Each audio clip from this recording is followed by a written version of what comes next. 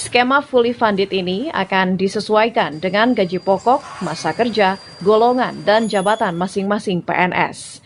Adapun perhitungan dana pensiun PNS yang berlaku saat ini tertuang dalam Undang-Undang Nomor 11 Tahun 1969. Hal tersebut mengatur program jaminan pensiun dan jaminan hari tua. ASN saat ini tentunya menggunakan skema Pay As You Go. Dananya dari hasil iuran sebesar 4,75% dari gaji yang dihimpun Taspen. Kemudian ditambah dengan dana dari kas keuangan negara. Untuk pensiunan TNI dan Polri juga serupa, hanya saja pengelolaannya dilakukan oleh Asabri. Negara mengeluarkan dana yang tidak sedikit untuk belanja pensiun ASN. Jumlahnya di 2018 lalu saja ini mencapai 90,82 triliun rupiah. Angka ini meningkat setiap tahun hingga mencapai 112 triliun rupiah. Di 2022 angkanya pun juga diprediksi naik lagi menjadi 119 triliun rupiah. Sahabat pembelajar, berjumpa kembali bersama Imade Sidiasa Belajar Jadi Guru dalam celotehan. Celoteh kita hari ini, kita akan membahas tentang Kementerian Keuangan menyebutkan, pemerintah tengah mengkaji untuk mengubah skema pensiunan pegawai negeri sipil atau PNS agar pembayaran dana pensiun ke depan tidak membebani anggaran pendapatan dan belanja negara, APBN.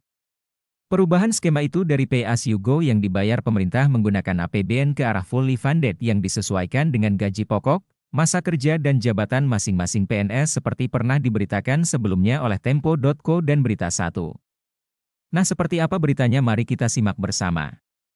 Namun sebelumnya, bagi sahabat pembelajar yang belum subscribe, silahkan subscribe, like, komen dan share channel ini untuk mendapatkan celotehan terupdate.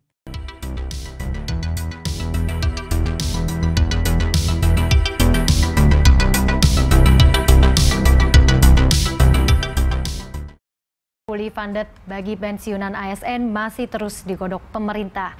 Jika merujuk pada skema ini, aparatur sipil negara diperkirakan akan mendapatkan dana pensiun sebesar 1 miliar rupiah. Anggota 7 Badan Pemeriksa Keuangan Hendra Susanto mengatakan hal ini merupakan upaya pemerintah untuk menyejahterakan aparatur negara yang telah mengabdi puluhan tahun. Kendati demikian, Hendra belum dapat memastikan apakah dana tersebut akan diberikan secara tunai atau dalam bentuk stimulus lainnya. Jangan lupa like, comment, share, and subscribe. Bye-bye.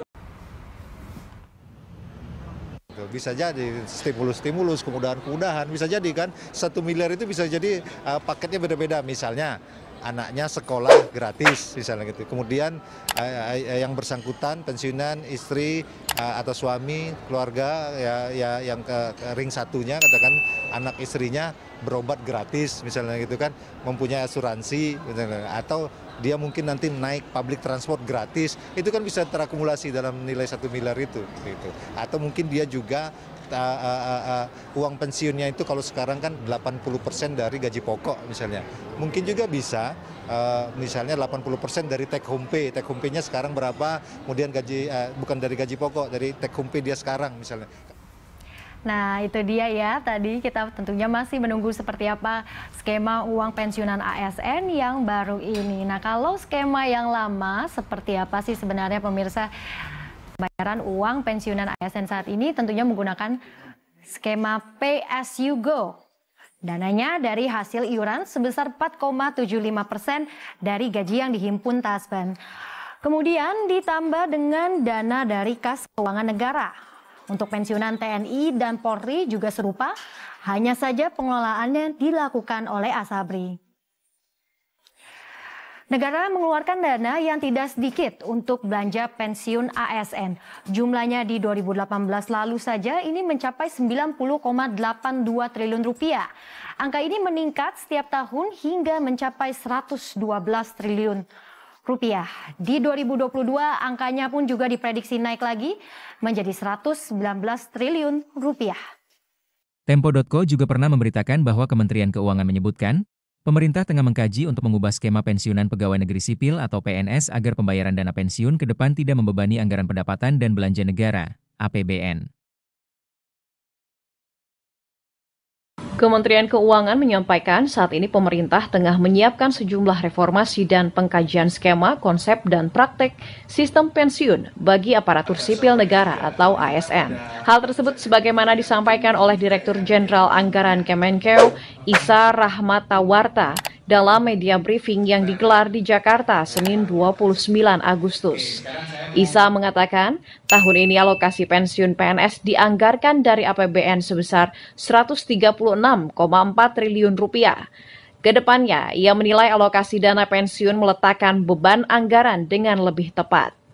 Selama ini, PNS dikenai potongan gaji 8% per bulan, rinciannya 4,75% untuk program jaminan pensiun, 3,25% untuk program jaminan hari tua JHT. Kemenkeu mencatat, manfaat dari pengelolaan dana pensiun PNS bagi negara pada tahun 2022 mencapai 119 triliun rupiah. Tahun 2022 ini diperkirakan 119 triliun. Kita kan belum sampai akhir tahun nih, ya. Tahun lalu audited ini 112,29 triliun. PSUGO investasi dan pengelolaan dana nggak relevan. Karena apa? Karena nggak ada penyisian dana selama kita bekerja. Ya, yang penting dibayar pada waktu pensiun dan jatuh tempo pembayaran pensiun. Ini relevan untuk model-model yang fully funded. Lupa like, comment, subscribe, dan share.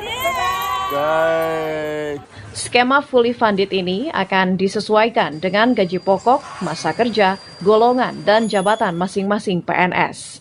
Adapun perhitungan dana pensiun PNS yang berlaku saat ini tertuang dalam Undang-Undang Nomor 11 Tahun 1969.